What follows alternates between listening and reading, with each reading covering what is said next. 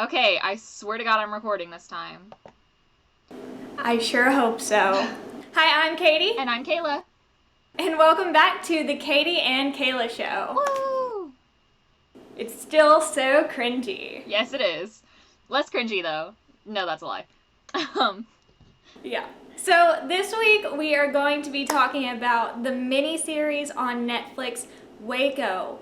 And first, I just wanted to gather some initial thoughts about what we thought about the series. Kayla and I both watched it. I thought it was phenomenal. What did you think, Kayla? I thought it was really good. It was really good, like, filmography and, like, cinematography, oh my Lanta. And acting was really good. Overall, it was just very interesting, very entertaining, to say the least. Um, Even if I'm not 100% sure on all the fact-based aspects of it, but it was very entertaining.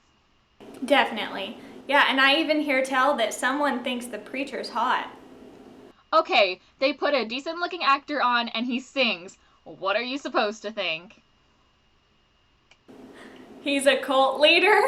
I mean, people thought freaking Ted Bundy was hot.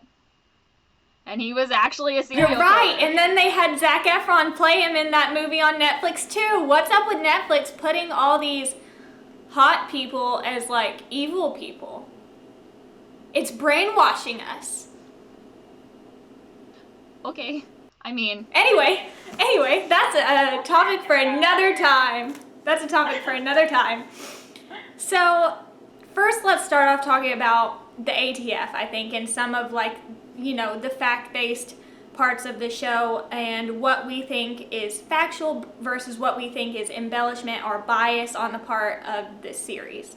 So, Kayla, what do you think about the ATF first in general? I think that the ATF, for those of you who don't know, is the Bureau of Alcohol, Tobacco, and Firearms.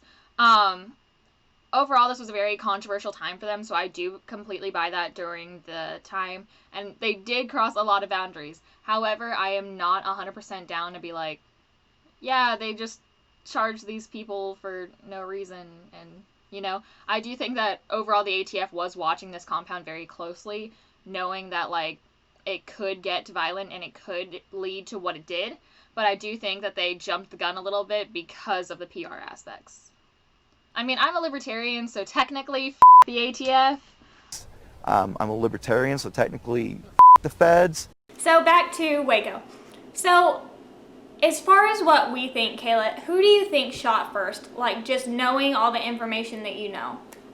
If they had dogs on the compound, I fully believe that the ATF could have shot first. I fully believe that that's a possibility.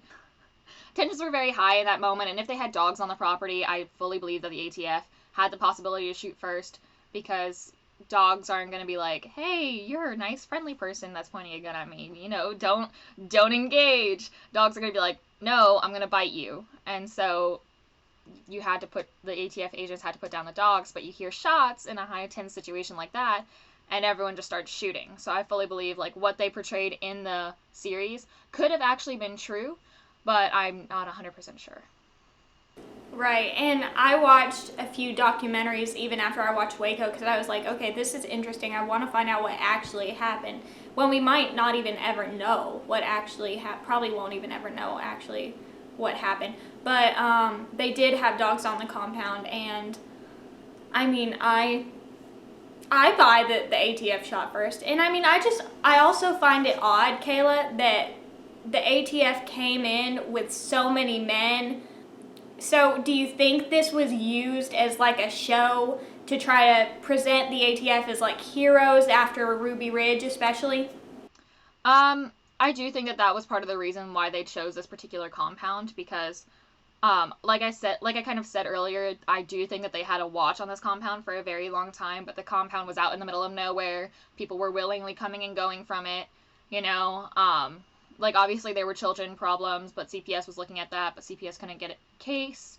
So I do think that they were monitoring the situation very closely, and when Ruby Ridge happened, they were like, okay, now's the time to go after these guys, because we could just say child abuse, illegal firearms is a slam dunk case, you know? In regards to the firearms, I saw a lot in documentaries and I read a lot about how they were actually gun sellers and like they would how they would go out and sell guns, go to gun shows, buy guns, sell guns. So it would make sense for them to have like an arsenal, as less of an arsenal and more as inventory. And I don't know about you, because I live in Arkansas, but almost everyone else on Probably Political lives in Texas. And if I'm not mistaken, everyone in Texas is packing. I mean, almost everyone. I live pretty close to Austin, so. But no, I mean, I have a gun, my dad has a gun, you know? And we just came straight from New Jersey, so. It's not uncommon for people, especially when you're living out in the middle of nowhere. Like, in particular, where I live, it takes 20 minutes if I have an emergency for the police to get to me. So, and especially for them, it'll take, like, hours. So, it's not irrational to have a gun.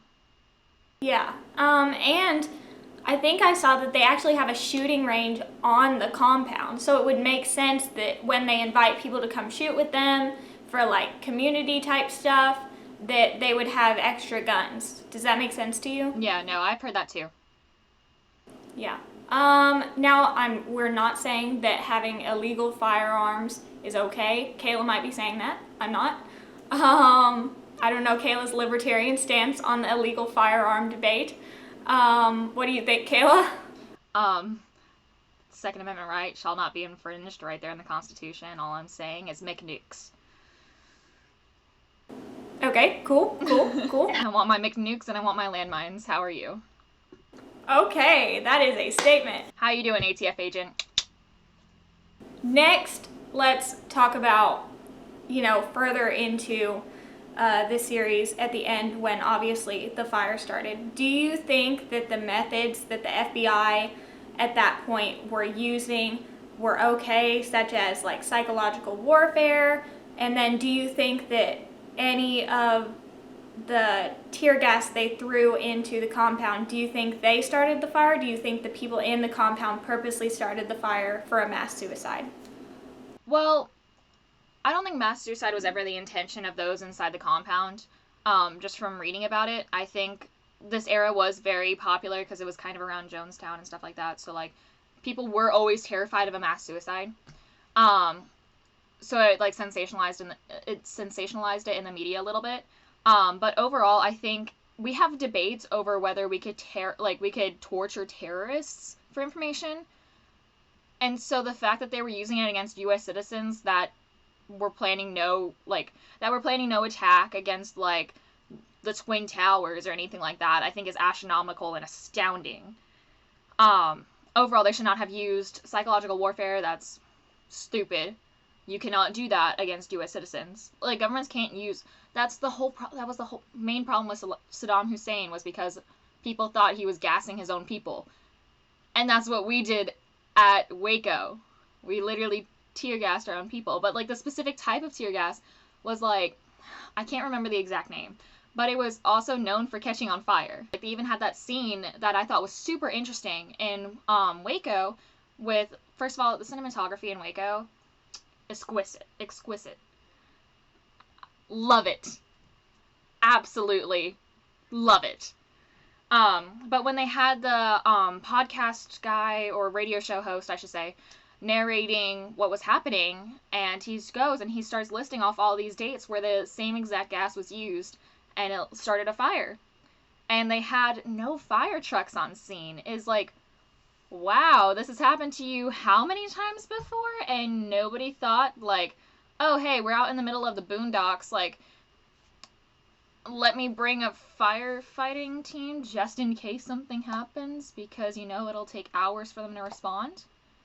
Yeah, and I mean, if they really were trying to prevent a mass suicide and they knew that this gas was flammable, don't you think they would have wanted fire trucks to be there in case there was a chance of a mass suicide attempt? Exactly. And also, the thing that got me, though, was when they started pumping the area with tear gas, when they started pumping the vault with tear gas in particular, one, they knew that they compromised the structural integrity of the building because they went through walls. I don't know why they didn't just go through windows. Windows were at base level. It was and they were also strategic advantage points. So I don't know why that wasn't used. But also when they went into the vault and they saw nobody coming out. What? Why are you still pumping gas inside of there? Because you're cutting off their oxygen. You know, I mean, if I were trapped in a building and somebody just set off like a minuscule amount of tear gas, I'm getting the heck out. You know, no matter the consequences to me, because first of all, I'm asthmatic, can't breathe. 1, 2, you know, after a certain point, your body literally is like, I gotta get out. You just go into survival instincts, and it's not like a matter of, oh, this is my principle and this is what I believe in. It's, no, I need to survive, which is why you saw so many people running out, which is why you saw 30-something people running out, I should say. But they just kept pumping tear gas, and they knew that they were cutting off the oxygen supply. Why wouldn't they just, you know, oh, hang on, this is going to be like 90% gas now. People can't breathe. If they didn't realize something was like going on inside, that maybe people were stuck at that point, I don't know what to say. But let's talk about the children also, because there were a lot of children left in the compound at the time of the gassing and the fire. And the FBI knew that they don't make gas masks for children. And so they were essentially using the children as pawns to force their parents to bring them out. And even though, you know, they quite possibly couldn't come out because either they were stuck or they couldn't breathe, so they passed out. I don't know. What do you think, Kaela? I think that the FBI extremely knew what was happening. I understand that sometimes in cases like that, certain, like, you know, in cases like that with, like, drone strikes on terrorist locations, you do run the risk of, like, killing children, but you're always, even in drone strikes, you always try to minimize the children casualty rate. They did not do that at all. They did nothing to attempt to minimize the child casualty rate. As far as the children go, I'm not debating whether there was any kind of abuse. I think there was. I mean, I think David Koresh admitted it himself in the tapes from Waco, that he had children with all of these underage girls. And so I'm not saying that didn't happen, nor am I saying that that's okay. That is terrible. However, Kaela, do you think that is something for ATF to deal with, or do you think that Child Protective Services should have dealt with that and ATF should have stayed in their lane? Well, here's the thing. The ATF is literally the Bureau of Alcohol, Tobacco, and Firearms. Where in that name does it state that it deals with children? I don't hear it. It's not there. Child Protective Services, however, does protect children. That is in the name. And David Koresh was like, yes, I am the sole person who has sex here. It is me and only me. Nobody else is allowed to have sex, and I do it specifically to impregnate these young girls. They should have taken that at that point to Child Protective Services, and this could have ended up a lot differently. Also, I'm not sure if paternity tests were a thing at the time. I don't believe that they were, but paternity tests. Yeah, all in all, I feel like it didn't have to end with so many deaths over one person. Yeah, I think that the ATF overstepped their boundaries here, and then the FBI did as well, and I just feel like it didn't have to end that way. No doubt there were illegal and wrong things going on in the compound, but I feel like that these people, all of them, did not have to die for this one man. Well, my thing is, I thought it was funny how they were comparing it to a modern day Alamo, because they literally surrounded the compound and tried to force them out by cutting off all their supplies. You know, by not giving the children milk and everything like that. They're like, no, you need to come out, which I understand, but also you're creating a modern day Alamo. But also the ATF and FBI were straight up executing people. Like, you could see it with the husband that tried to come home? Yeah, you can see it with him, and then you can see it with the other guy, Thibodeau. Yeah, and they were straight up executing. There was no threat to them, because if there was a threat, there would have been shots fired first from the person, and they were like, permission to fire, permission to fire. And that's an execution. That is not self-defense. That is not, protecting the forces. That is execution. And since when can we get executed for carrying illegal firearms? Illegal. And I mean, also, I guess there needs to be a discussion about, I love the character of Gary, who part of the series was based on a book he wrote. And I think we need to discuss how to better balance negotiation and force. I mean, what do you think, Kaela? Do you think it could have been negotiated further? Do you think that while David was writing his, revelation down, that once he got it done, he actually would have brought everyone out if the FBI force had waited? See, okay, here's the thing. I don't actually believe that he was ever going to finish his Revelations book. I don't believe that was ever... I do think that was a stall tactic. I don't want to say siding with the government on that, but I do think that the government was right about that assessment. But I do think that they should have waited a week because that's what they agreed to in the negotiations. The ATF overall just really screwed everyone. They were really going for a publicity stunt. What I thought was very interesting is that they never did negotiations first. They went straight to gunfire. They went straight with the trucks full of men and started shooting up the place. There was never a negotiations aspect first. Like, hey, they never talked to the guy while jogging. Like, granted, he does have weapons while he's jogging. However, and it, would have put ATF agents in danger, but you come up to him on the side of the road, and he's going to be a little bit more willing than if you're pointing a gun at him. Also, the sheriff of the town said if you had a problem, they were more than willing to talk to you. Yeah, so if you wanted to look into something, apparently, the sheriff of the town says that these people in the compound were more than willing to talk to you and to work with you. I don't know how true that is, but, it seems like it would have been a much easier and better first try tactic to just go and talk. Send in a negotiator. You don't just immediately start firing upon the compound, starting these executions, and what? The whole thing was completely mismanaged. Right, and I also I was concerned that the ATF had zero communications. What do you think about that, Kaela? Yeah, the fact that they had no communications was, to me, when somebody is firing upon a compound and they have no communications, that's a sign that they've gone rogue.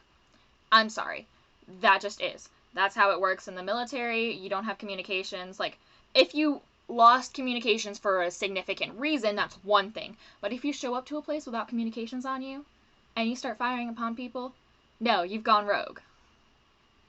That at that point I would be like, if you don't have communications, you are not government agents. Sorry.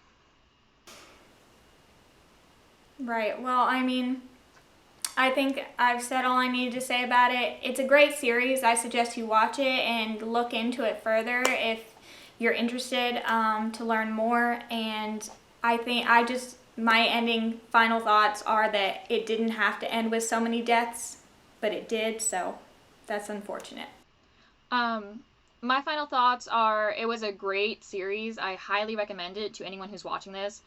Very interesting, but also take everything with a grain of salt because they didn't really touch on the cult aspects of it as much as I know that there are cult aspects to it. So, watch it, but take it with a grain of salt. That's all I've got to say on it. Thank you guys so much for watching. Make sure to like and subscribe down below. Also hit that notification bell in the corner if you guys want to see more of us, because that way you get notifications every time our lovely faces pop up on screen. You can also follow us on Twitter, Facebook, and Instagram. Took me a second to remember Instagram. We'll have all those links down below, and make sure to check out our Anchor.fm podcast. That's audio only, and it's also available on Spotify, Google Podcasts, etc., etc., etc. I can't even list all of them because we're available on so many things now. But check it out. Everything's down below. I'm Katie. And I'm Kaela. And thank you for watching The Katie and Kaela Show.